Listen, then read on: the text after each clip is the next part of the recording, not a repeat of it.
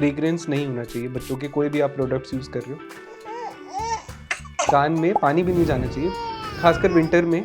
हमारे नाक का काम बेसिकली दो हैं।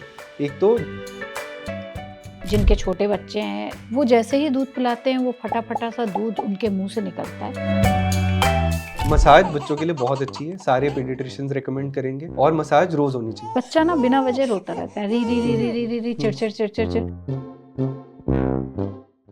छोटे बच्चे हैं घर में, बच्चा खाता नहीं है, रोता रहता है, चिड़चिड़ा हो जाता है, तो माँ को टेंशन होती है और पिताजी परेशान हो जाते हैं। और ऐसे ही माँ पापा, नए नए माँ पापा बने हुए लोगों के लिए और उन अभिभावकों के लिए हम ला रहे हैं बच्चों से जुड़े हर एक सवाल का एक शो, जिसके लिए हमने आज डॉक्टर साहब को बुलाया है, डॉक्टर रजत ग्रोवर, जो पीडियाट्रिशियन हैं। और बच्चे इनको देखते ही बड़े खुश हो जाते हैं। अब बच्चे इनके साथ क्या-क्या करते हैं ये तो अभी वो खुद ही बताएँगे। लेकिन हमारे पास जो आप लोगों के सवाल आए हैं उससे जुड़े से हम इनका स्वागत करते हुए सवाल दागना शुरू करते हैं। लेकिन आप ज़रूर जुड़े रहिएगा, क्योंकि आपके हर एक सवाल का जवाब, आपके बच्चों से जुड़ा जवाब डॉक्टर साहब के पास है। डॉक्टर साहब, बहुत-बहुत स्वागत है आपका हमारे इस शो में। सर्दियाँ शुरू हो रही हैं और बहुत सारे हमारे ऑफ़िस में ही बहुत सारे फर्स्ट टाइम मदर और फादर हैं। उनका एक ही सवाल है कि कितने कपड़े बच्चों को पहनाए जाएँ कि वो उन्हें गर्मी भी ना लगे, वो रोएँ भी नहीं, क्योंकि इन्हें पता ही नहीं चलता कि वो कब चिड़चिड़ा हो गया बच्चा और क्यों रो रहा है। तो पता चलता है कि बहुत गर्मी लग रही है, 1-2 लेयर उतारे तो थोड़ा रिलैक्स होता है। तो वो बताइए कि बच्चों को कितने कपड़े सर्दी में पहनाने चाहिए? बहुत सिंपल रूल है, आपको एवरेज से स्टार्ट करना है। यूजुअली ज़्यादातर बच्चों को चाहिए जितना लेयर आपने पहना है उसमें 2 ऐड कर दीजिए आप। अगर आपने 2 लेयर पहने हैं तो बेबी को 4 लेयर से स्टार्ट करिए। फिर हर 2 से 3 घंटे में जब भी आप फीड कराते हैं, फीड कराने से पहले बेबी के हाथ और पैर असेस करिए। वो ना तो ज़्यादा ठंडे होने चाहिए और ना ऐसे होने चाहिए कि बहुत बच्चों को पसीना आ रहा है ना? थोड़े से गर्म रहने चाहिए। तो अगर उतना है तो मतलब +2 लेयर्स इज़ परफेक्ट बच्चों के लिए। अगर आपके बच्चे को 2 लेयर एक्स्ट्रा के बाद भी हाथ-पैर ठंडे हो रहे हैं तो मतलब उन्हें और लेयर की ज़रूरत है। अगर पसीना आ रहा है एक्स्ट्रा उतने में तो 1 लेयर कम कर दीजिए प्लीज़। हाँ, हाँ। लेकिन अगर ठंड में मतलब हम लोग जब छोटे थे तो हम हाँ लोगों जी। ने ये देखा कि भई मफलर भी पहना दो हाँ जी जी, हाँ जी। और टोप भी पहना हाँ दो, जी। ग्लव्स भी पहना दो, हुँ। पैरों में जुराबें भी पहना दो और उसके बाद बच्चा तो हिलता-डुलता कुछ नहीं कर पाता था। और हुँ, आजकल के बच्चों को तो घर में आते बाद में पहले उनको एसी चाहिए। हुँ, तो ऐसे में उनको उतनी ठंड लगती नहीं है। हुँ, तो ये कैसे समझें कि अगर हमने सब कुछ पहना दिया, हुँ, आपने ये तो बता दिया कि ठंडा हो हुँ, जाए, ये चेक कर लें आप। लेकिन फिर भी बहुत सारे बच्चे होते हैं जिनको इसमें गर्मी लग रही होती है या उनको ठंड तब भी लग रही हुँ। है, वो कैसे? हाँ, बिल्कुल सिंपल है, बच्चों को इरिटेट नहीं करना है हमें। हुँ, अगर बच्चा चिड़चिड़ा हो रहा है, आपने टोपी पहनाई, क्योंकि हमें कोशिश तो करनी है। हुँ, सबसे ज़्यादा हीट लॉस वाला जो एरिया होता है, सर होता है बच्चों का, हाथ और पैर होते हैं। आपको as a standing instruction start करने के लिए तो कोशिश करनी है पहनाने की। बच्चा बहुत चिड़चिड़ा हो रहा है, बहुत पसीना आ रहा है, आपको हटाना ही है, बच्चे को इरिटेट करके नहीं रखना। बट जब आपने हटा दिया, आपको पता है कि या तो आपका जो कमरा है वो वातानुकूलित है, या हुँ, तो वो अच्छी बात है, तो उसमें फिर कोई प्रॉब्लम नहीं है। बट आप बाहर हो, अगर आपको पता नहीं टेम्परेचर कितना है या अब ठंड है और आप बाहर घूम रहे हो, हुँ। तो ऑब्वियसली आपको चेक करना है कि बच्चे का सर या हाथ या पैर ठंडे नहीं हो रहे, तो कवर करते जाना बार-बार, तो बाहर परेशान नहीं निकलने करना है। से पहले आप ये कह हमेशा रहे हैं ट्राई करना कि है, पूरा आपका कैप पहनानी ही है, कवर्ड होने ग्लव्स चाहिए पहनाना ही सर्फेसेस। है और मोजे पहनाने। हाँ जी। मतलब ये जो बड़े-बुज़ुर्ग कह गए हैं कि पूरा हाथ-पैर सब कुछ बच्चे हाँ का जी, हाँ जी। ढक के हुँ। रखो, तो वो सचमुच ढक के रखना बिल्कुल, है। वो ढक के रखना है अगर हाँ। बाहर जा रहे हैं तो। हुँ, अंदर आपका अगर एनवायरनमेंट है, ऐसा एयर कंडीशन्ड है, आपको पता है कि टेम्परेचर इतना कंट्रोल पे है, हुँ, फिर बच्चों को परेशान करने की ज़रूरत नहीं है। हुँ, हुँ। आप बस असेस कर लो, बच्चा इरिटेटेड है, पसीना आ रहा है, तो प्लीज़ लेयर कम करो। उनको परेशान करके कोई फ़ायदा नहीं। अच्छा, एक माँ हैं हमारे ऑफ़िस में ही, वो पूछ रही हैं कि ठंड जो हो गई है, तो बच्चों की स्किन बहुत तेज़ी से चेंज होने लग रही है। हुँ। वो तो अभी से, जब हुँ, भी हुँ, इतनी हुँ, ठंड नहीं आई है। तो कह रही है कि उसके लिए क्या करें? हुँ। क्या और कौन से क्रीम लगाएँ तो कौन-सी क्रीम लगाएँ और ऑयल लगाएँ तो कौन-सी ऑयल लगाएँ? हाँ, तो बहुत सिंपल है। इसके अंदर भी जो छोटे बच्चे हैं, नवजात शिशु हैं, उनके भी, क्योंकि हमारी जो सर्दियों की हवा होती है काफ़ी ड्राई होती है हुँ, हुँ, और उसका इफ़ेक्ट भी काफ़ी ड्राइंग होता है। तो इसलिए स्किन के मॉइस्चर को प्रिज़र्व रखने के लिए हमें एक लुब्रिकेटिंग लेयर चाहिए, ठीक हुँ, है? वो लुब्रिकेटिंग लेयर जो बेस्ट है ऑयल यूज़ करने के लिए बच्चों के लिए कोकोनट ऑयल है। तो फर्स्ट हमेशा कोकोनट ऑयल ही ट्राई करना है। हुँ, हुँ, कोकोनट ऑयल आपने 2 बार यूज़ कर रहे हो, 3 बार यूज़ कर रहे हो, उसके बाद भी ड्राइनेस पर्सिस्ट कर रही है, या फिर आपको लग रहा है कोकोनट ऑयल सूट नहीं कर रहा, बहुत रेयरली होता है, ऐसे बहुत कम बच्चे हैं जिनको कोकोनट ऑयल सूट नहीं करता है, तब आप ऑलिव ऑयल का ऑप्शन कंसिडर कर सकते हो। अब स्पेसिफिक क्रीम्स और लोशंस अगर आप पूछोगे ऐसा, तो ब्रांड्स तो एनीवेज बहुत सारे हैं, मार्केट भरा पड़ा है इनसे। बट मैं अपने पेरेंट्स को, जो भी अभिभावक मेरे पास आते हैं कंसल्टेशन के लिए, उनको सिंपल कुछ रूल्स बताता हूँ कि आप जिसमें मिनिमम इंग्रेडिएंट्स हैं वो वाला ऑयल आप यूज़ करो या वो वाला लोशन यूज़ करो। फ्रेग्रेंस नहीं होना चाहिए बच्चों के, कोई भी आप प्रोडक्ट्स यूज़ कर रहे हो, क्योंकि बच्चों की स्किन सेंसिटिव होती है। फ्रेग्रेंस जो भी हम प्रोडक्ट्स में डलते हैं, उसके जो केमिकल्स होते हैं वो बच्चों की स्किन के लिए भी अच्छे नहीं होते और वो सेंसिटिव स्किन झेल भी नहीं पाती है उनको। तो हमारा फर्स्ट लाइन हमेशा कोकोनट ऑयल है, सबसे सेफ वही है, नवजात शिशु के लिए भी सेफ है। 3 साल का बच्चा अगर यूज़ कर पा रहे हैं तो उसके लिए भी सेफ है। जो बड़े बच्चे हैं उनके लिए आपको प्रोडक्ट्स खरीदने हैं तो इंग्रेडिएंट लिस्ट देखिए। इंग्रेडिएंट लिस्ट में हमारे पास बहुत सारे सोप्स, एम्बल्सिफायर्स, या अगर हम क्रीम्स यूज़ कर रहे हैं तो उनमें फ्रेग्रेंसेस नहीं होनी चाहिए और मिनिमम इंग्रेडिएंट्स वाली यूज़ करनी। लेकिन आधी दुनिया तो हमारे देश में हम्म, गांव में बसती है हम्म, और वहाँ पे सरसों तेल का बड़ा चलन है। हाँ जी, हाँ और जी। मुझे लगता है कि हम लोग भी जब हुए होंगे तो हम लोगों को हम्म, सरसों तेल गरम करके हम्म, लगाया गया। तो क्या आपका कहना है कि सरसों तेल उतना अच्छा नहीं है, हाँ, मस्टर्ड ऑयल वो उतना? सेफ नहीं है क्योंकि सेंसिटिव स्किन पे काफ़ी रैश कराता है। तो अच्छा। और आप गाँव की बात कर रहे हैं, शहरों में भी क्योंकि हमारे बड़े बुजुर्ग सब लोग सेम सलाह ही देते हैं। हम्म। तो सरसों का तेल काफ़ी पेरेंट्स आकर मेरे से पूछते भी हैं कि इस्तेमाल कर सकते हैं या नहीं कर सकते। हम्म। सरसों का तेल इरिटेटिंग होता है, तो जो नवजात शिशु है खास करके, जितना बच्चा छोटा है उसकी त्वचा उतनी ज़्यादा सेंसिटिव है। तो छोटे बच्चों के लिए, नवजात शिशुओं के लिए सरसों का तेल इरिटेंट का काम करता है, तो वो लुब्रिकेशन नहीं देगा, वो बल्कि और ज़्यादा ड्राई कराएगा। ओके। तो हमें ये चाहिए, बड़े बच्चों में आप यूज़ कर लीजिए, कोई इशू नहीं है, बट हाँ, पहले 1 साल में कोशिश करिए सरसों का तेल अरे वो तो ना इस्तेमाल करें। जो हम लोग के यहाँ तो दाई आती थी हुँ, तेल हुँ। लगाने के लिए, हाँ अब जी, तो वो हाँ उतना जी, नहीं है। हाँ जी। तो वो तो कान में भी बूंद बूंद डाल रही है, नाक में हाँ भी जी, बूंद बूंद हाँ डाल जी। रही है, चेहरे पे भी हुँ, तो क्या इससे कुछ परेशानी होती है बच्चों हुँ। को? 100% ये तो आपने बिल्कुल सही चीज़ ऐड करी, हम्म। क्योंकि सिर्फ़ स्किन का ही नहीं, अगर हम्म। कान के अंदर कुछ भी जा रहा है, पानी भी नहीं जाना चाहिए। हम्म। नवजात शिशु और छोटे बच्चों के कान में पानी भी नहीं जाना चाहिए, तो सरसों का तेल तो एक नेक्स्ट लेवल हो गया कि हम्म। वो उसमें और ज़्यादा ऑयली टेक्सचर है। हम्म। तो वो इन्फेक्शंस कॉज़ कर सकता है, ब्लॉकेज कॉज़ कर सकता है, इंक्रीज़ वैक्स प्रोडक्शन करा सकता है। हम्म। तो काफ़ी प्रॉब्लम्स कराएगा कान में अगर हम डालेंगे तो। नाक को क्लीन रखने के लिए बहुत पेरेंट्स को मैं बोलता भी हूँ कि सलाइन ड्रॉप्स बेस्ट हैं। क्यों? क्योंकि खासकर विंटर में हमारी नाक का काम बेसिकली 2 हैं। एक तो जो भी हवा जा रही है उसको फ़िल्टर आउट करना और नमी बना के रखना, जो भी हवा हम अंदर ले रहे हैं उसको। विंटर में हवा ड्राई है तो उसकी नमी बरकरार रखते-रखते छोटे बच्चों के अंदर बहुत ड्राइनेस आ जाती है नाक में। ओके। ड्राइनेस आती है तो नेज़ल ब्लॉकेज होती है और नेज़ल ब्लॉकेज के साथ बच्चों को बहुत सारी परेशानियाँ आएँगी। मिल्क बाहर निकालेंगे, इरिटेट होंगे, मुँह खोल के साँस लेने का ट्राई करेंगे, बहुत परेशान हो जाते हैं। तो ऐसी सिचुएशन में सिंपल है, नमी हमें बरकरार रखनी है तो हम सलाइन ड्रॉप्स, पानी और नमक का मिक्सचर छोटी ड्रॉप्स में आता है, जो स्टेराइल हैं, साफ़ हैं, क्लीन है, वो बच्चों के नाक में डालिए। बच्चों का नोज़ क्लियर रहेगा, बच्चों को बहुत सारी परेशानियों से छुटकारा और निजात मिल जाएगा। मैं तो बहुत अभिभावक को ये कहता हूँ कि आपका बेस्ट फ्रेंड है पहले 9 महीने के लिए, हम्म। जो सलाइन ड्रॉप्स हैं। जितना अच्छे से यूज़ करोगे, ज़्यादा यूज़ करोगे, आप लोगों को मेरी ज़रूरत कम पड़ेगी। जितना नोज़ अच्छे से क्लीन रखोगे, खासकर पहले साल में बच्चों का। तो क्या वो घर में भी बना सकते हैं या फिर कोई प्रोडक्ट आता है सलाइन ड्रॉप कह हाँ। के आप डॉक्टर ले सलाइन ड्रॉप्स सकते करके हैं? फार्मेसीज़ मिल पे मिल जाते हैं, हाँ। डॉक्टर से बात कर सकते हो। घर हम्म। के प्रोडक्ट्स देखो यूज़ कर सकते हैं, बट अभी थोड़ा-सा क्लीनलीनेस वाला इश्यू रहता है, हम्म। क्योंकि नोज़ में जाएगा, हम चाहते हैं कि कुछ इन्फेक्टिंग चीज़ ना जाए, जो कि हम्म। इन्फेक्शन कॉज़ कर सकती है। हम्म। तो आप स्टेराइल वाली ड्रॉप्स ले लोगे तो सेफ़ है, बहुत सस्ते आते हैं, महँगी नहीं है वो प्रोडक्ट्स। लेकिन ये आपने अच्छा बताया कि सर्दियों में जो वो कोल्ड और कफ जैसी हाँ चीज़ें जी, हैं, हाँ जी। उसको सलाइन ड्रॉप से ही ठीक किया जाए। हम लोगों के यहाँ मतलब अभी तक तो मैंने यही देखा हुँ। है कि वो ड्रॉप से ऑयल डाल दिया हाँ जाता जी, है हाँ जी। और वो चला ही आ रहा है, पीढ़ी दर हाँ पीढ़ी जी, जो है, बिल्कुल। ये चलता चला आ रहा है। लेकिन इसी बीच में आपने एक चीज़ और बोली कि बच्चे उल्टी करते हैं हुँ, और ये हर पेरेंट्स की जो जिनके छोटे बच्चे हैं 1 साल तक के, हुँ, वो जैसे ही दूध पिलाते हैं वो फटा-फटा सा दूध उनके मुँह से निकलता है। और एक दिन मैं ऑफ़िस से गई जिसके बाद ये हमने शो का आगाज़ किया है। उसमें वो लेडी किसी से कह रही है कि मेरे बच्चा दूध पीता है और वॉमिट कर देता है। तो हुँ, मैंने आके ऑफ़िस में बताया कि ये पेरेंटिंग जो है ये शुरू कर देनी चाहिए हुँ। हमें भी।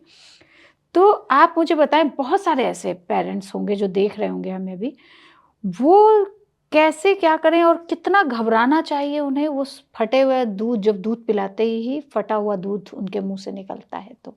और कितनी बार निकलता है तो ठीक है या उसके बाद कितनी बार नहीं, मतलब उनको क्या करना चाहिए? इसमें कारण बहुत सारे होते हैं। बच्चे दूध पीने के बाद जब दूध निकालते हैं, तो सबसे कॉमन कारण तो यही होता है कि जो पेरेंट्स हैं हमारे, स्पेशली फर्स्ट टाइम पेरेंट्स, वो या तो बर्प ठीक से नहीं करा पाते बच्चे को, या फिर इमीडिएटली फीड कराने के बाद तुरंत लिटा देते हैं। हुँ, हुँ। अब हमें ये समझना पड़ेगा कि बच्चे का शरीर काफ़ी छोटा है, तो हम जब कुछ भी खाना खाते हैं या फीड ले छोटा बच्चा जब फीड लेता है तो फूड पाइप से टमी में जाता है।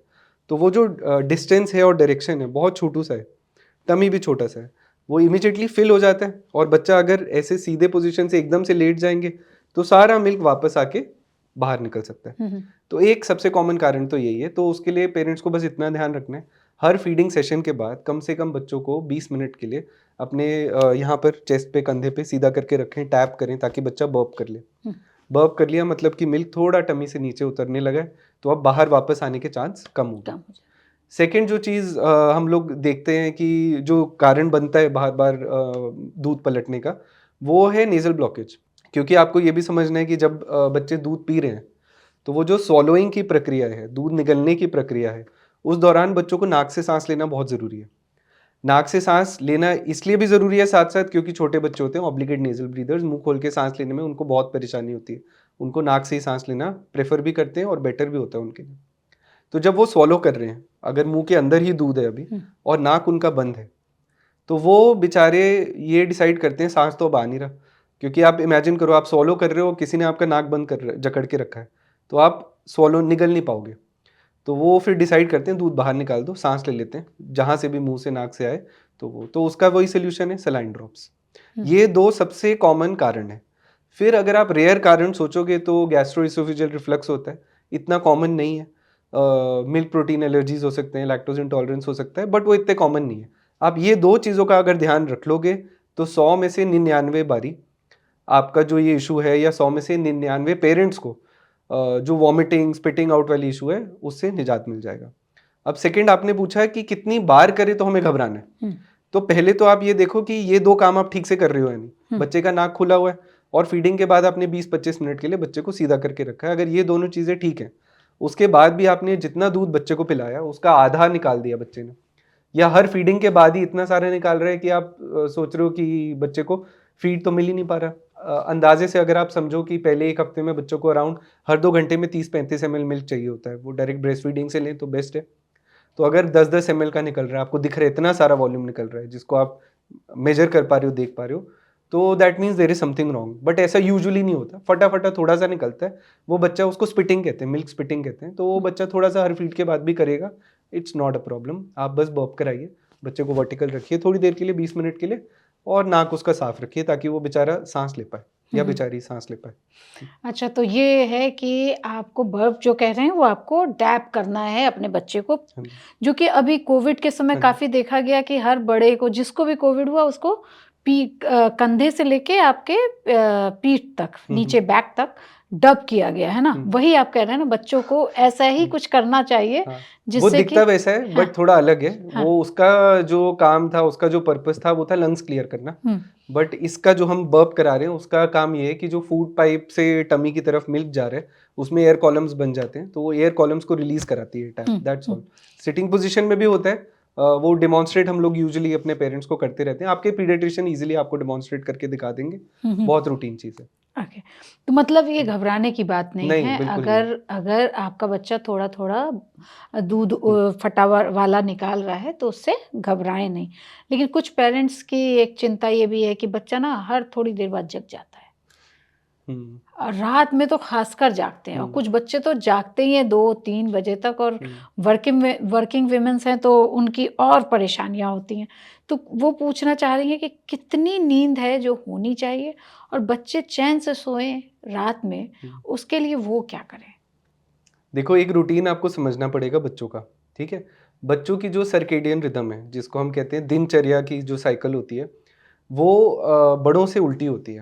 हुँ, हुँ। कब तक उल्टी रहती है? पहले 3 से 6 महीने में, और उसका भी ठोस कारण है। प्रकृति में, नेचर में कोई भी चीज़ ना बिना वजह नहीं होती है। तो वो वजह उसकी ये है कि जो मदर का स्तनपान या मिल्क प्रोडक्शन के लिए जो हार्मोन होता है, उसका प्रोडक्शन पीक होता है रात के समय। इसलिए बच्चों की जो रिदम है, खासकर पहले 3 से 6 महीने, हमारे से उलट रहेगी। कि दिन में वो थोड़ा सुस्त रहेंगे, नींद में रहेंगे, और रात के समय पूरे जोश में कि अब हमें मिल्क चाहिए, क्योंकि वो सक्लिंग के लिए तैयार है। तो ऐसे पहले 3 से 6 महीने होता है। तो बच्चों की साइकिल के हिसाब से मदर्स को थोड़ी अपनी साइकिल एडजस्ट करनी पड़ती है, और बेसिकली जो मैटरनिटी लीव का कॉन्सेप्ट है वो भी इसी से आता है कि ब्रेस्ट फीडिंग के लिए मदर्स को थोड़ा एक्स्ट्रा एफर्ट, और जो उनकी दिनचर्या है वो काफ़ी उलटफेर होती है। तो वो बच्चों के हिसाब से ही हमें करना है। अब हम कर क्या सकते हैं अलग से, तो देखो 3 मंथ्स तक तो हम कुछ नहीं कर सकते, क्योंकि वो बच्चे की साइकिल है, वो नॉर्मल है, वो रूटीन है। तो हम ज़बरदस्ती कोई एक जो नॉर्मल या प्राकृतिक चीज़ है उसको उलट करने के लिए ना दवाइयाँ कुछ कर सकते हैं, ना एक्सरसाइज कुछ कर सकते हैं। और मैं तो ज़्यादातर अपने पेरेंट्स को यही बोलता हूँ, अननेसेसरी दवाइयाँ वैसे भी यूज़ नहीं करनी चाहिए। तो फर्स्ट 3 मंथ्स आप बेबी को फॉलो करिए। बच्चा आपको हंगर के क्यूज़ दे रहा है, भूख की निशानियाँ बता रहा है, तो वो आप क्या फीड होती हैं? कराइए। बच्चे अमूमन जो सबसे कॉमन है, मुँह चलाना, हुँ, सकिंग मूवमेंट करते हैं, जीभ बाहर निकालते हैं, हाथ को मुँह में डालेंगे, निप्पल ढूँढने की इधर-उधर कोशिश करेंगे। तो ये सबसे पहली स्टेज है। जब उनको समझ आएगा कि कोई हमें देख नहीं रहा इधर, कोई समझ नहीं रहा हमारे सिग्नल, कोई फीड नहीं करा रहा है, तो फिर वो रोना स्टार्ट करते हैं। और रोना तो लास्ट स्टेज है भूख लगने का, कि अब वो थक हार गए कि इतना आपको सब निशानियाँ दे दी, इतने सिग्नल दे दिए कि हमें कोई फीड नहीं करा रहा है, तो फिर वो रोना स्टार्ट करते हैं और फिर गुस्से में आ जाते हैं। उस टाइम पर ब्रेस्ट फीडिंग उतने अच्छे से इस्टेब्लिश नहीं हो पाएगी जितना आप पहले हंगर क्यूज देखकर बच्चे को ब्रेस्ट से लगाओगे तो ज़्यादा बेटर है। हुँ, हुँ, बच्चे और ज़्यादा रिसेप्टिव होते हैं, उनमें उतनी एनर्जी होती है, हुँ, और पेशेंस भी होता है बच्चों को कि ब्रेस्ट से लैच करेंगे हुँ, हुँ। वैसे। ओके। और मतलब ये कहना कि एक कहावत भी है कि बच्चा जब तक बच्चा रोता नहीं है तब तक माँ भी हम्म, फीड नहीं कराती, लेकिन आप हम्म। बता रहे हैं कि उससे बिल्कुल, पहले रोने ही से पहले आप साइन पहचान लीजिए, हाँ, और आप पहचान लेंगे तो आप भी खुश रहेंगे, हाँ, बच्चे आपसे बहुत संतुष्ट रहेंगे, और वो अच्छे से फीड करेंगे। हाँ, हाँ, आपका ब्रेस्ट फीडिंग एस्टैब्लिशमेंट रेट भी बढ़ जाएगा। हाँ, आपको अननेसेसरी फॉर्मूलाज, अननेसेसरी चीज़ों की ज़रूरत नहीं पड़ेगी, और मदर्स मिल्क पर ही बच्चा अच्छे से बढ़ेगा। बढ़ेगा। तो और अगर बच्चा जो है बार-बार कितनी देर माँ को फीड कराना चाहिए हुँ, कि बच्चे का पेट भर जाए, हुँ, है ना? और ये कैसे माँ समझे कि उसके पास इतना जो उसने ब्रेस्ट फीड कराया है इतनी देर हो गया और पर्याप्त दूध हुँ, है कि बच्चा का पेट भर गया हो? क्योंकि हुँ, बहुत बार क्या होता है कि बच्चे रोते ही रहते हैं। तो क्या वो पेट भरता है इसलिए रो मतलब भर जाता है तब भी रो रहे होते हैं या कोई और परेशानी होती है? ये भी हुँ। कुछ सवाल है। बिल्कुल वाजिब सवाल है। बहुत सिंपल है, जो ब्रेस्ट फीडिंग सेशन है, बच्चों के स्तनपान का जो ड्यूरेशन है या पीरियड है, ऑन एन एवरेज 20 से 40 मिनट होना चाहिए, ठीक है? अगर बच्चा 20 मिनट से कम स्तनपान कर रहा है या सक्लिंग कर रहा है, उसका मतलब है कि या तो मिल्क आउटपुट कम है, या फिर बेबी लैच अच्छे से नहीं कर पा रहा है, या हमारी पोज़ीशन में प्रॉब्लम है, हम बच्चे को ठीक से सँभाल नहीं पा रहे हैं। या बच्चे में एनर्जी कम है, ग्लूकोज़ लेवल्स कम हैं, या वो इतना ज़्यादा भूख से परेशान है और क्रैंकी है कि अब वो नहीं लैच कर पा रहे हैं। हुँ, हुँ। अगर 40 मिनट से ज़्यादा या 1 घंटे तक आपको लग रहा है बच्चा स्तन पर सक्लिंग करे ही जा रहा है, हुँ, तो उसका भी यही मतलब है कि बच्चे को जो 20 से 40 मिनट में एडिक्वेट मात्रा में मिल्क चाहिए था, वो नहीं एक्सप्रेस कर पाए, और अब वो बस परेशान हुए जा रहे हैं कि किसी तरीके से मिल्क बाहर आए। तो वो भी एक सिग्नल है कि बच्चे का अभी पेट नहीं भरा है। हुँ, तो एवरेज 2 से 3 घंटे में बच्चा अगर 20 से 40 मिनट स्तनपान करने के बाद हुँ। अप्रॉक्सिमेटली 1 से डेढ़ घंटा अगर सो रहा है शांति से, 24 घंटे में 6 बार यूरिन पास कर रहे हैं, और बच्चे का वज़न बढ़ रहा है। ये 3 निशानियाँ हैं कि जितना बच्चे को दूध चाहिए, उतना मिल रहा है। खासकर पहले 1 से डेढ़ महीने में बच्चे 18 घंटे से लेके 22 घंटे तक सो सकते हैं। तो उसमें साइकिल क्या होती है, 20 से 40 मिनट फीडिंग करी, फिर 1 से डेढ़ घंटा या 2 घंटे बच्चा रेस्ट करता है, सोता है। ये अगर आपकी साइकिल एस्टैब्लिश्ड है, तो आप निश्चिंत रहिए, बच्चा ग्रोथ कर रहा है और बच्चे की फीडिंग सही चल रही है। अगर इसमें गड़बड़ है, आपको ऐसा लग रहा है कि बच्चा बिल्कुल ही सुस्त है, या 20 मिनट से कम लैच कर रहा है, या 40 मिनट से ज़्यादा लैच कर रहा है, या हर आधे घंटे में फीड मांग रहा है, मतलब आपका जो ब्रेस्ट मिल्क है या वो पूरा नहीं पड़ रहा बच्चे के लिए। हुँ, हुँ। तो एक वो है। दूसरा, आपने पूछा कि बच्चे फीडिंग के बाद भी रो सकते हैं क्या? तो फीडिंग के बाद बड़ी एक कॉमन चीज़ होती है, बच्चे पूप करते हैं, क्योंकि गैस्ट्रोकोलिक रिफ्लेक्स कहते हैं उसको, कि दूध बच्चों के टमी में गया, क्योंकि छोटा है सब, तो टमी नीचे इंटेस्टाइन्स को सिग्नल देती है कि सब चीज़ें क्लियर आउट कर लो। तो पूप करने के बाद फिर बच्चे रोते हैं। तो अच्छा। वो एक कारण हो सकता है कि फीडिंग के बाद बच्चा रो रहा है। हुँ, हुँ। तो आपको जब बच्चा रो रहा है, सबसे पहले तो डायपर ही चेक करना है हुँ, हुँ। कि डायपर वेट तो नहीं है, या बच्चे ने पूप तो नहीं कर दिया। हुँ, फिर नेक्स्ट है कि हाँ, फिर ये चेक करो बच्चे को और दूध तो नहीं चाहिए, हुँ, ब्रेस्ट से लैच करने का ट्राई करो। हुँ, ये देखो कि बच्चे का नेज़ल ब्लॉकेज तो नहीं है, कि बच्चा इरिटेट उस वजह से तो नहीं हो रहा, डायपर रैश तो नहीं बन गया है, डायपर्स कोशिश हमें यही करनी चाहिए, मिनिमम डायपर यूज़ करने। जो कॉटन के लंगोट जैसे बड़े लोग पहले यूज़ करते थे, वही बेस्ट है बच्चे की त्वचा के लिए।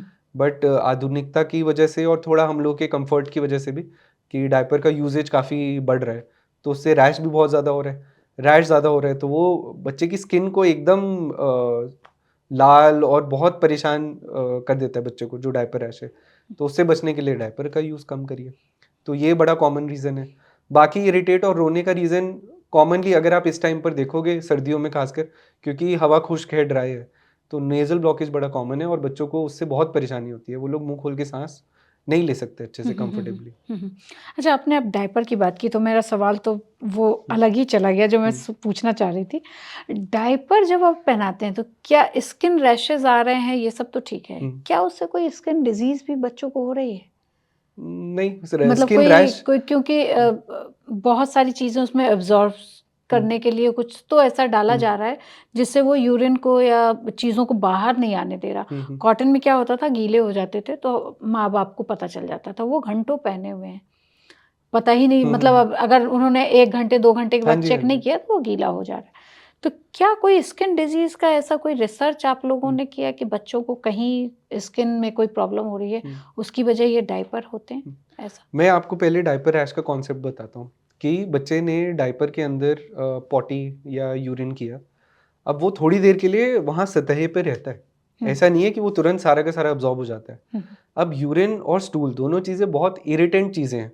बच्चे की स्किन इतनी सुपर सेंसिटिव है कि मैं आपको तो बोल रहा हूँ कि नारियल का तेल सरसों के तेल से बेहतर है। सरसों का तेल जो इतने टाइम से इस्तेमाल हो रहा है, बच्चे की स्किन के लिए इरिटेंट है। हुँ, तो वो आप सोचो वही सेंसिटिव सॉफ्ट स्किन अगर पॉटी है यूरिन के कांटेक्ट में या बल्कि पानी के कांटेक्ट में लंबे टाइम तक भी रहेगी, तो उसकी जो इंटेग्रिटी होती है, जो उसकी गुणवत्ता है और जो उसका बैरियर फंक्शन है, वो ब्रेक हो जाता है। हुँ, हुँ, एक बार बैरियर फंक्शन ब्रेक हो गया, तो वो फिर एक सोर्स बन जाता है या रास्ता बन जाता है इन्फेक्शन के लिए, एलर्जीज़ के लिए। तो लालपन आना, बच्चों का बहुत ज़्यादा टेम्परेचर लॉस होना, तो वो चीज़ें बहुत ज़्यादा परेशान करेंगी बनस्पत इसके कि जो उसमें पार्टिकल्स हैं, वो तो बहुत बाद में आएँगे। हुँ, वो जब तक परेशान करना स्टार्ट करेंगे बच्चे की स्किन को और बच्चे को बीमारियाँ करना शुरू करेंगे, तब तक जो पॉटी और यूरिन है, वो इतना प्रॉब्लम क्रिएट कर देंगे स्किन के लिए कि कोई देख भी नहीं पाएगा। हुँ, हुँ। तो वो लेवल अभी तक इतना कॉमनली नहीं पाया गया है, बट पॉटी यूरिन ही खुद में इतने बड़े इरिटेंट हैं कि जो डायपर के जो खुद के पार्टिकल्स हैं अब्सॉर्बेंट, वो कहाँ तक बच्चे को परेशान करें, वो लेवल तो बहुत रेयरली ही और पाया गया है। शायद इसी वजह से बच्चों में इन्फेक्शन बहुत तेज़ी से बिल्कुल, फैलता है। बिल्कुल। स्किन ब्रेक होएगी, स्किन आप सोचो आपका फर्स्ट बैरियर है। कोई भी टाइप का इन्फेक्शन है, हम लोग जो स्किन है और वो बहुत सेंसिटिव है। हुँ, हुँ, हमारी त्वचा में अगर आप समझो कि 20 से 25 लेयर हैं, छोटे बच्चों की त्वचा में तो काफ़ी कम 15 ऐसे लेयर्स होती हैं। तो वो इतनी सेंसिटिव है कि किसी कोई भी ब्रेक आएगा तो वो डायरेक्टली फिर बच्चे की बॉडी में ही जाता है। हुँ, हुँ। तो इन्फेक्शन का बहुत बड़ा सोर्स है अगर स्किन इंटीग्रिटी नहीं है बच्चों की। अच्छा, एक सवाल ये बताएँ कि चूँकि थोड़ी मैं अपने आप को उससे जोड़ पा रही हूँ। बच्चों को बड़ा काजल लगाया जाता था हाँ और जी, उस समय कहा हाँ जाता जी। था देशी घी का काजल लगाओ, हुँ। बच्चे की हाँ आँख की जी, रोशनी बढ़ हाँ जी। जाएगी, या फिर वो दिवाली की रात में काजल स्पेशली बादाम का हुँ, बनाया जाता था। क्या वो सेफ था? और हुँ, अगर वो सेफ नहीं था, हुँ।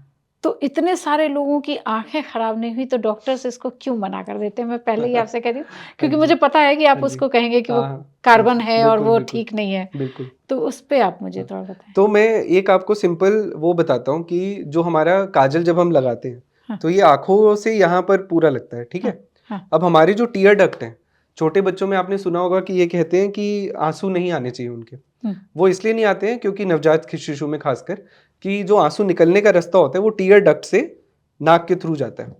अब जब आप काजल लगा लोगे, काजल में पार्टिकल्स हैं, सूट है, वो सब जो डिपॉज़िट हो जाएगा, तो वो टीयर डक्ट ब्लॉक हो जाती है। हुँ, टीयर डक्ट ब्लॉक होती है तो वहाँ पर टीयर सब इकट्ठे होने लगते हैं आईज़ के पास। वो इकट्ठे हो जाएँगे, अब पानी कहीं भी जमा रहता है, तो आप देखोगे कि नॉर्मली भी अगर कहीं पर भी पानी जमा है, उस पे काई आ जाती है।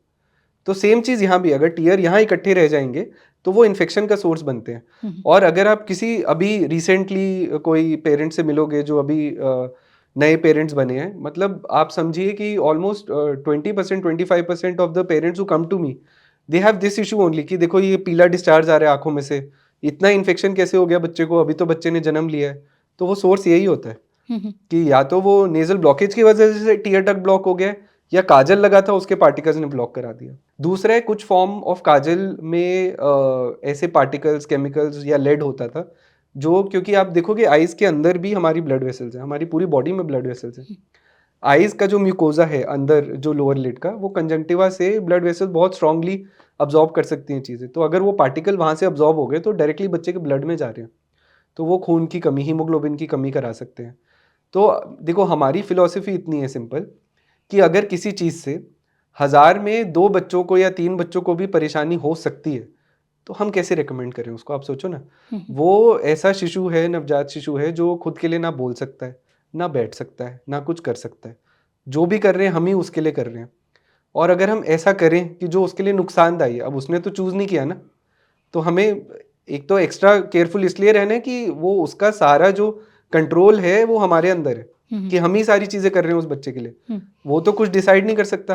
तो अगर वो किसी एक बच्चे को भी 1000 में परेशानी कर सकती है, तो डॉक्टर तो उसके लिए मना ही करेंगे। वो ऐसा नहीं है कि इतना कॉमन है, बट अगर एक बच्चे को भी 1000 में परेशान करेगा, कोई ऐसी चीज़ हम एडवाइस नहीं कर सकते। तो मेरा सवाल फिर वहीं पहुंच गया हाँ, कि काजल जो घर में नहीं लगना बना चाहिए, नहीं लगना नहीं लगना चाहिए। चाहिए। लेकिन पहले के लोगों की आंखें रोशनी बहुत अच्छी होती थी, आजकल तो बच्चों बच्चों को काजल ना लगाया जाए तो भी चश्मा लग रहा है। उसका रीजन अलग है ना, पहले स्क्रीन्स नहीं थे। हाँ काजल से रिलेट मत करिए उसको, हाँ है ना, क्योंकि स्क्रीन्स नहीं थे पहले, तो इसलिए हमारी आईसाइट और विजन सब अच्छा था। हाँ अभी स्क्रीन्स इतने हैं, हमारा पूरा, आप सोचो, हम ये भी तो स्क्रीन पर देख रहे हैं ना कोई, हाँ हाँ तो वो स्क्रीन्स का इतना इन इन वेरिएबल पार्ट है लाइफ का, तो वो विजन के इश्यूज तो काजल की जगह स्क्रीन से रिलेटेड है।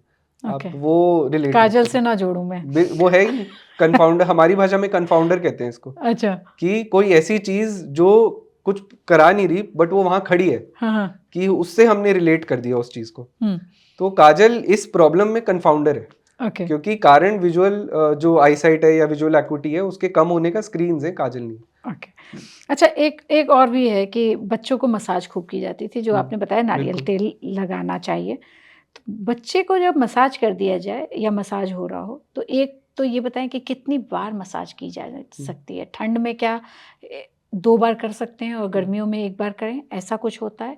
और अगर मसाज हो गई है तो कितनी देर बाद नहलाना चाहिए या तुरंत भी नहला सकते हैं?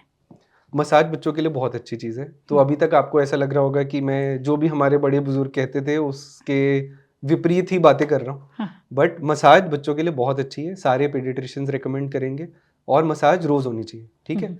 अब वो आप 2 बार करो बहुत अच्छा है, 3 बार करो और भी ज़्यादा अच्छा है। आपका बच्चा अगर उससे बच्चों को बहुत अच्छा लगता है नहाना और मसाज करवाना, बच्चे खुश हो जाते हैं। हाँ, उस दौरान थोड़ी देर के लिए परेशान हो सकते हैं, बट आप एक बार मसाज कर दोगे, बच्चों को नहला दोगे, तो वो बहुत एकदम शांति से, पीसफुली, आराम से आपको 1 डेढ़ घंटा बिना डिस्टर्ब किए सो जाएंगे। तो मसाज कोकोनट ऑयल से होनी चाहिए एक।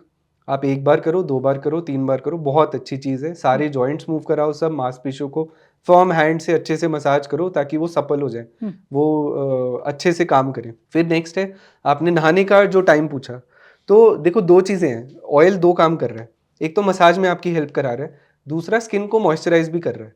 तो अगर आप मॉइस्चराइजेशन पॉइंट ऑफ व्यू से देखोगे, तो नहलाने से पहले अगर मसाज करते हो और आप नहला दोगे उसके बाद, तो स्किन की ड्राइनेस रहेगी, वो मॉइस्चराइज नहीं हुआ। तो देखो आप कर तो किसी भी टाइम सकते हो मसाज, ऐसा कोई रूल नहीं है कि नहाने से पहले ही करना है या बाद में ही करना है। बट आप ये ध्यान रखो, अगर आप सिर्फ नहाने से पहले मसाज और ऑयलिंग कर रहे हो और आपने नहला दिया, तो आप ये ज़रूर करो कि नहलाने के बाद बच्चे को एटलीस्ट ऑयल का एक बार लेयर लगा दो ताकि स्किन मॉइस्चराइज्ड रहे, बस उस पॉइंट ऑफ व्यू से। बाकी आप कभी भी कर सकते हो मसाज और नहलाना।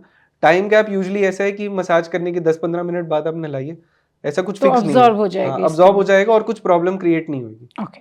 और एक और मैंने देखा था कि बहुत सारी माएँ जो हैं आजकल यूट्यूब देख के अपने बच्चे को जो गोरा-गोरा सा रखना चाहती हैं, तो वो मतलब ड्रिंक से, रम से, रेड रम से वो मसाज करती थी और ठंड में तो खासकर करती थी। क्या उसका कुछ फ़ायदा है? नहीं, बिल्कुल नहीं है। मैं तो शुरुआत में सरसों के तेल को मना कर दिया, अब आप रम्स के लिए कैसे मैंने मैं इसे देखा बोल है सकता हूँ? कि वो रेड स्किन कलर। इरिटेंट है, हाँ। वो आप अल्कोहल है, स्किन इरिटेंट है, it is not good for the skin, और नहीं यूज़ करना चाहिए, बिल्कुल यूज़ नहीं करना चाहिए। गोरे तो चलो बहुत लास्ट चीज़ है, वो स्किन के लिए वैसे ही अच्छा नहीं है। क्योंकि वो अल्कोहल है और वो हाँ, आपकी स्किन बिल्कुल को एलर्जी इरिटेट करेगा, करेगा। हाँ, इरिटेट करेगा। है ना? अच्छा, ये बताएँ कि बच्चे जो है ना बहुत सारे छोटे-छोटे जो ये 6 महीने से 1 साल वाले जो बच्चे हैं, उनकी माँओं का एक शिकायत है कि वो अचानक से खाना खाना शुरू करते हैं, कुछ भी वो अगर खिलाती हैं, फिर वो बंद कर देते हैं।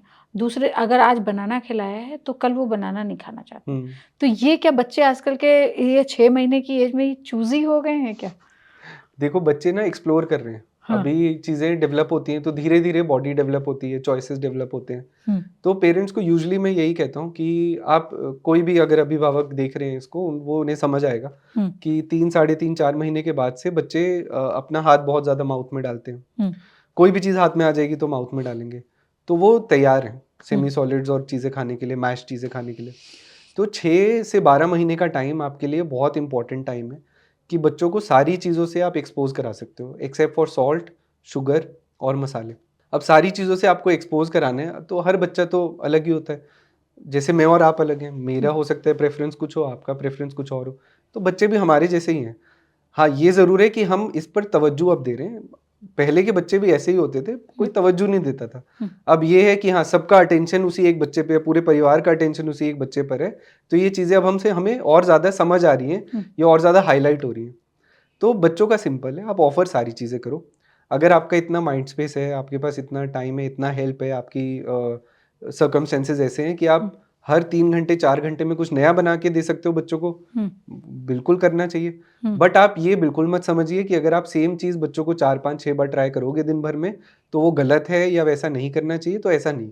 नहीं, नहीं, वो तो खाते ही नहीं है ना, वो तो वो मुँह रिफ्यूज़ करेंगे, हमें ऑफ़र करना है, हाँ, क्योंकि वो पीरियड ही यही है कि हाँ, उनको समझ आना है। हाँ, तो धीरे-धीरे या तो उन्हें समझ आ जाता है कि ये खाते हैं हमारा टमी जल्दी फुल हो जाता है, मेहनत भी कम है और ये तो अच्छी चीज़ है। उनको वो समझ आएगा, वो बोल नहीं पाएँगे बट उन्हें आएगा समझ, उतना सब्र रखना है हमें बस। हुँ, हुँ, ऑफ़र करते रहना है, वो रिफ्यूज़ करेंगे भी तो कोई चीज़ चेंज करेंगे, वापस हमें रीइंट्रोड्यूस करने का ट्राई करना है 3-4 दिन में, क्योंकि अच्छा। कोई चीज़ छूटनी नहीं चाहिए। हुँ, हुँ, हुँ, 12 महीने के बाद बच्चे के रिफ्लेक्सेस ऐसे होते हैं कि वो सब चीज़ बाहर निकालेंगे, तो फिर और मुश्किल हो जाता है, बच्चे चलना शुरू करते हैं, भागना शुरू करते हैं, खेल-कूद में उनकी और रुचि बढ़ जाती है। हुँ, फिर तो नई चीज़ें इंट्रोड्यूस करना और मुश्किल हो जाएगा। तो 6 से 12 महीने का बहुत इंपॉर्टेंट टाइम है, उसको लूज़ नहीं करना है पेरेंट्स हुँ, को। हुँ।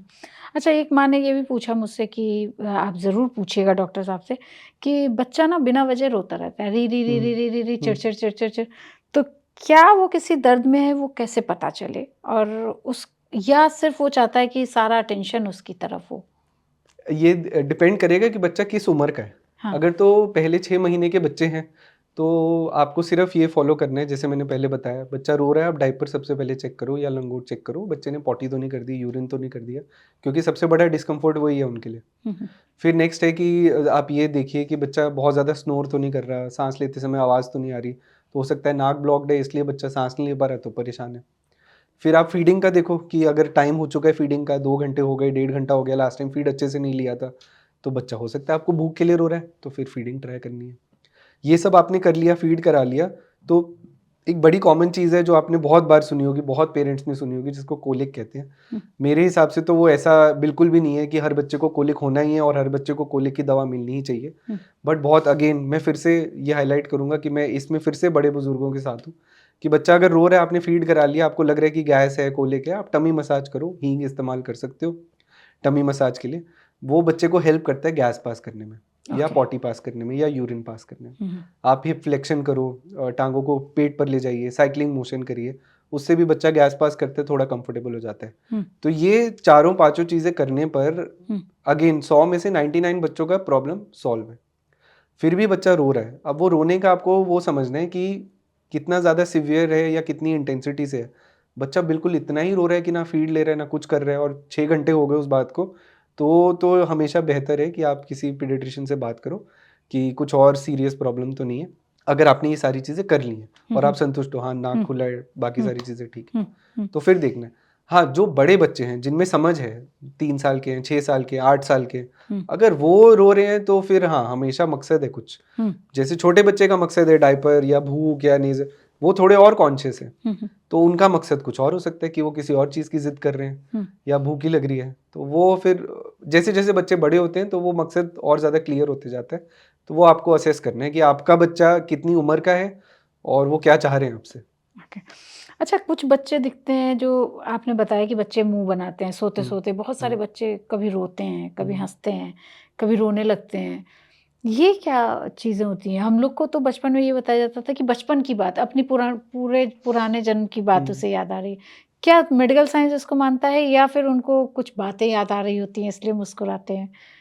नहीं, रोने भी लगते हैं बहुत बार। हाँ, मेडिकल साइंस इस बात को तो नहीं मानता, बट हाँ, जो आप बता रहे हो वो फीचर्स पाई गई हैं बच्चों में, हाँ, और वो बिल्कुल नॉर्मल पाई गई हैं। तो बेसिकली हमारी नींद के या स्लीप के 2 कंपोनेंट्स होते हैं, हुँ, रैपिड आई मूवमेंट स्लीप और non rapid eye movement sleep. हुँ, तो ये जितनी चीज़ें हैं वो उन्हीं में ही डिवाइड होकर कि जिस टाइम हमारी ब्रेन की एक्टिविटी चल रही है, क्योंकि सोते समय ब्रेन रुक नहीं जाता है। तो ब्रेन की एक्टिविटी जब इंक्रीज़ हो रही होती है तो उस हुँ, टाइम पर बच्चे ऐसे मुस्कुराते हैं या हुँ, कुछ फेशियल एक्सप्रेशंस देते हैं या हुँ, आँखें इधर-उधर करते हैं, हुँ, तो परफेक्टली नॉर्मल है। ओके। बट पुनर्जन्म या पुराने जन्म का ऐसा नहीं मतलब ऐसा अचानक ही आप देखें ना कि हाँ बच्चा जी, बात मतलब सो रहा है, उस हाँ जी। मुस्कुराने हुँ, लगा हुँ, और बहुत प्यारा हुँ। मुस्कुराते हैं हाँ बच्चे जी, हाँ जी, सोते हाँ जी, समय हाँ। बिल्कुल। और फिर बहुत बार वो रोने हुँ, वाला कुछ दुःख हुँ, ऐसा दुःख वाली मतलब रोना उनका होता है और लेकिन वो हुँ, सो रहे होते हैं। हुँ, हम लोगों को कहा जाता है कि भई धीरे से ठोक उनको हाँ दब जी। डैप कर दो, वो सो जाएँगे। हुँ, हम लोगों ने वो किया, वो बच्चा सो गया। लेकिन वो लगता है कि भई क्या चल रहा होता है? आप हुँ, लोग तो चूँकि इतना हुँ, देख हुँ। रहे हैं और पूरे टाइम बच्चों के बीच में, तो क्या सचमुच मतलब क्या होता है बच्चों का? मेरे को ये बड़ा वो क्यूरियोसिटी ब्रेन लगी। की एक्टिविटी है जो हुँ, रैपिड आई मूवमेंट स्लीप है, उस हुँ, टाइम पर जो ब्रेन की एक्टिविटी हो रही है वो बस झलक रही है आपको सामने मसल हुँ, मूवमेंट्स के हिसाब से और आई मूवमेंट्स के हिसाब से, हुँ, और कुछ नहीं है। उसपे बहुत ज़्यादा ऐसे आपको ना बहुत ज़्यादा परेशान होना है उसके लिए, और ना ये बहुत ज़्यादा ये खुश होना है कि हो सकता है पुराने जन्म की कोई अच्छी चीज़ सोच के बच्चा खुश हो रहा है, हाँ। तो वैसा नहीं है। अच्छा बच्चे मतलब कहते हैं कि 6 महीने तक सिर्फ़ माँ का दूध देना चाहिए। बिल्कुल। तो बोन्स की बहुत प्रॉब्लम छोटे-छोटे बच्चों में हुँ, क्योंकि यहाँ पे धूप नहीं है हुँ, और हम लोगों के वहाँ कहीं भी मतलब जहाँ भी छोटे शहर हैं, वहाँ पे धूप जो है हुँ, बच्चों के लिए बहुत इम्पोर्टेंट है। किस कैसे उस वो जो विटामिन डी की कमी या हुँ, बोन्स को मजबूत हुँ। करने के लिए कब तक इन मदर्स को पता होना चाहिए कि भई हमें इस बच्चे को अपने बच्चे को धूप में दिखाना ही दिखाना है। किसी भी तरह से कहीं न कहीं धूप में जाना ही हुँ। चाहिए हमें। वो एक बहुत बड़ी ज़रूरत है। हाँ, तो बेसिकली आप इसमें 2 चीज़ें आपने पूछी हैं। पहला तो ये है कि अब मदर्स मिल्क के अंदर सिर्फ़ 2 ही ऐसी चीज़ें हैं जो थोड़ी-सी डेफ़िशिएंट होती हैं, आयरन और विटामिन डी। तो विटामिन डी जो भी बच्चा जन्म लेता है, उसको जन्म से ही स्टार्ट कर दिया जाता है, यही बोन्स और डेवलपमेंट के लिए स्केलेटल सिस्टम के। आयरन यूजुअली 4th मंथ तक आप देखोगे ना बच्चे बहुत गुलाबी होते हैं, बेबी पिंक कलर कहते हैं क्योंकि हीमोग्लोबिन काफ़ी हाई है। वो घटते-घटते तीसरे-चौथे महीने में थोड़ा कम होता है। तो उस समय फिर बच्चों को आयरन की रिक्वायरमेंट होती है, तो तब सप्लीमेंट्स वो स्टार्ट करे जाते हैं। तो ये 2 सप्लीमेंट्स ऐसे हैं फिक्स्ड हैं कि सब बच्चों को मिलने ही चाहिए, हुँ, हुँ। क्योंकि माँ के दूध में उनकी मात्रा थोड़ी कम होती है। हुँ, हुँ। तो विटामिन डी आपकी बोन्स वगैरह को हेल्प करेगा। जो दूसरी धूप के एक्सपोज़र वाली आपने बात करी, तो देखिए बहुत फ्रैंक और क्लियर गाइडलाइन है इस पे। पहले 6 महीनों में बच्चों को जो सनलाइट एक्सपोज़र है, वो उनकी स्किन के लिए हेल्दी नहीं है और सेफ़ नहीं है। तो पहले 6 महीने डायरेक्ट सनलाइट बच्चों को नहीं मिलनी चाहिए। हुँ, हुँ। हाँ, आपने कमरे में रखा है बच्चों को, खिड़की से रोशनी है कमरे के अंदर, वो that is perfectly fine. But बच्चों को direct sun exposure, sunlight exposure first 6 months में अमेरिकन अकेडमी ऑफ पीडियाट्रिक्स के हिसाब से भी नहीं मिलना चाहिए। हुँ, हुँ। और अगर आप दिल्ली शहर की बात करो तो हमारे यहाँ का यूवी इंडेक्स ऐसा है कि आपको और मेरे को भी यदि हम बाहर जाते हैं, तो सनस्क्रीन लगा के ही जाना चाहिए, हमारी स्किन के लिए भी अच्छा नहीं है। हुँ। तो बच्चे की स्किन तो और ज़्यादा सेंसिटिव है, उसके लिए बिल्कुल हेल्दी नहीं है फर्स्ट 6 मंथ्स। तो फिर से हमारे में वो आ गया, जो विचारों में जो भेद है कि वो हाँ, फिर से हाइलाइट हो गया कि हाँ, आप जिसको बहुत ज़रूरी समझ रहे हो, हाँ। वो एक्चुअली बच्चों की स्किन के लिए तो अच्छा फिर नहीं है। बच्चों की बोन्स के लिए जो कहते विटामिन हैं डी सप्लीमेंट बर्थ से स्टार्ट होता है बच्चों के लिए। तो क्या वो सिरप हाँ, के फॉर्म में होता ड्रॉप्स के है? फॉर्म में आता है और हाँ, वो फिक्स्ड है, जो उनका डेली रिक्वायरमेंट है, बस उतना ही दिया जाता है। हाँ, हाँ। तो वो जो भी अभी बच्चे जन्म ले रहे हैं, वो हुँ, सबको पता होगा, सभी अस्पतालों में सभी paediatricians hmm, as a routine start करते हैं, और वो कोई दवाई नहीं है, वो सिर्फ़ वो सप्लीमेंट है जो मम्मी का मिल्क पूरा नहीं कर पा रहा। हुँ, हुँ। मदर्स मिल्क बेस्ट है, इम्यूनोग्लोबुलिन्स प्रोवाइड करता है, इम्यूनिटी प्रोवाइड करता है, बच्चों की ग्रोथ में बहुत हेल्पफुल है, ब्रेन के डेवलपमेंट में बहुत हेल्पफुल है। विटामिन डी थोड़ा कम है, तो वो सप्लीमेंट कर दिया जाता है। अच्छा डॉक्टर साहब बच्चे जब तक जैसे ये बता रहे हैं आप 6 महीने तक, तो माँओं के लिए बड़ी सारी प्रिकॉशंस की बात कही जाती है कि भई आप गीले बाल ना हो जब बच्चे को दूध पिला रहे हों या कुछ चीज़ें नहीं खानी चाहिए। कितना सही है वो कि पालक ना खाएँ, चना ना हुँ, खाएँ, बच्चा फ़ीड कर रहा है तो दही ना हुँ। खाएँ, चावल ना खाएँ। क्या इससे बच्चों को फ़र्क पड़ता है? क्योंकि माँ तो सब च्यू करके खा रही होती है, उस पे ज़रा हमारे दर्शकों को बताएँ, क्योंकि बहुत सारे ऐसे लोग हैं जो वो 6 महीने माँओं के लिए बड़े मुश्किल हो जाते हैं जो फ़ीड करा रही होती हैं। हुँ। बिल्कुल मैं आपसे बिल्कुल सहमत हूँ इस चीज़ में। हुँ, तो मदर जो खाना खा रही हैं, उससे बच्चे को फ़र्क इस प्रकार से पड़ेगा कि अगर वो हेल्दी खाना खाएँगे, एडिक्वेटली न्यूट्रिशियस खाना खाएँगे, सारी चीज़ें खाएँगे, तो वो पोषण सारा से फ़िल्टर आउट होके मदर्स मिल्क में जाएगा और फिर बच्चे को मिलेगा। तो इसका सीधा-सीधा मतलब यही है कि जो ब्रेस्ट फीडिंग मदर्स हैं, वो सारी हेल्दी चीज़ें खा सकती हैं। ठीक है? जो अब आपके घर में जो भी खाना बनता है, वो सारा खाना अलाउड है। जो मसाले ऐड यूज़ होते हैं, वो सब खाना अलाउड है। कोई ऐसी स्पेसिफ़िक चीज़ नहीं है जो मदर को अवॉइड करनी चाहिए normal routine day to day जो हम खाना खाते हैं उसके अंदर। हाँ, कुछ दवाइयाँ ऐसी हैं जो बच्चों के अंदर ट्रांसफ़र हो सकती हैं ब्रेस्ट फीडिंग के थ्रू, तो वो ज़रूर अपने डॉक्टर से पूछें या गायनेक से या फ़िज़िशियन से कि ये दवाइयाँ ब्रेस्ट फीडिंग के लिए सेफ़ हैं या नहीं हैं।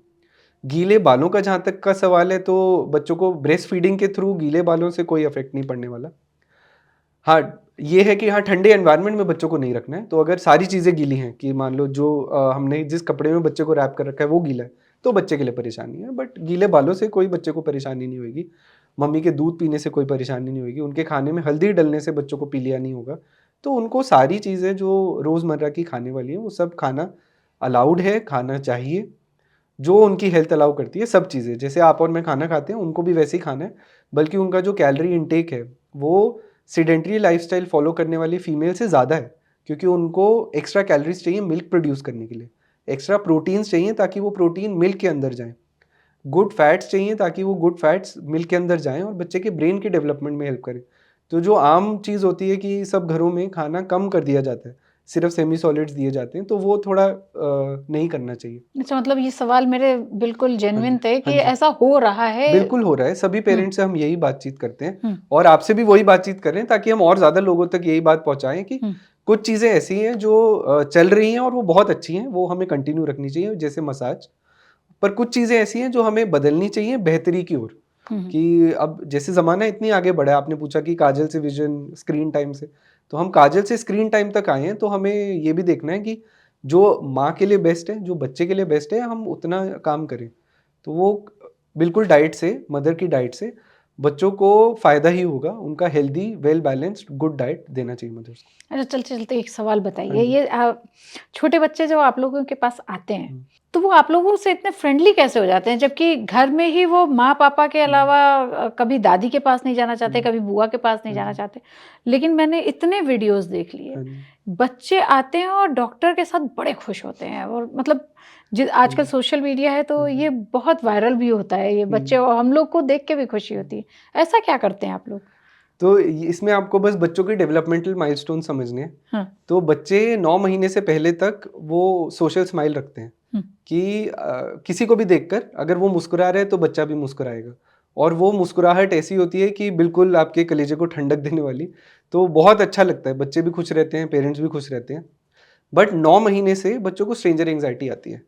तो 9 महीने एक बार बच्चा पार करे तो वो जिन चेहरों को पहचानता है, उनसे क्लिंगी ज़्यादा हो जाता है। नए चेहरों के साथ थोड़ा रोना ज़्यादा करेंगे, रिएक्ट ज़्यादा करेंगे, इवन वैक्सीनेशन पर अचानक से रिएक्ट एक्स्ट्रा करने लगते हैं। तो आई थिंक जितना रील्स आप देख रहे होंगे उनमें बच्चे 9 महीने से कम उम्र के हैं। हुँ। 6 से 9 महीने के अमूमन होते हैं जो बैठ जाते हैं, वो खेलते भी हैं, खुश भी होते हैं और इवन वैक्सीन जैसी चीज़ से भी परेशान नहीं होते हैं, जल्दी से डिस्ट्रैक्ट हो जाते हैं और खुश रहते हैं। बट 9 महीने के बाद वाले बच्चे तो अगर आप उनको पहचाने हुए या जाने हुए चेहरों से भी अगर दूर ले जाओगे, हुँ। तो वो उतने में भी परेशान होंगे। ओके, तो ये बच्चों से जुड़े आपने ये सवाल जाने, आपको पता चला कि दादी नानी के नुस्खे सही हैं, लेकिन कहाँ-कहाँ सही हैं। मसाज कर रहे हैं बच्चों का, बहुत अच्छा है। काजल लगा रहे हैं तो उससे ज़रा बचिए। ये थे हमारे साथ डॉक्टर रजत ग्रोवर जो हमें बता रहे थे कि बच्चों के लिए क्या अच्छा है और क्या खराब। आप क्या जानना चाहते हैं बच्चों से जुड़ा हुआ, वो हमें ज़रूर बताइए। डॉक्टर साहब इस पे जवाब देंगे और हम आपके साथ फिर नए एपिसोड के साथ मिलेंगे। तब तक जुड़े रहिए द हेल्थ साइड से।